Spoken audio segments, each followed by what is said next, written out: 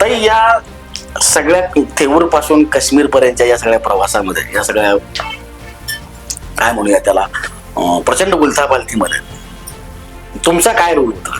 किंवा गृहिणीचा रोल फार महत्वाचा असतो, कारण हे जरी आता मोठेपणाने सांगत असले की त्यांना भारी वाटतं की मी हे केलंय बाबा, पण जेव्हा आपला नवरा लढायला जातो तेव्हा त्या स्त्रीचं मन काय असतं हे तिला माहिती असतं. आम्हाला ते जाणून घ्यायला आवडेल. मी तरी त्यांच्याकडनं एकच अपेक्षा करते, काही करा पण सांगून करा.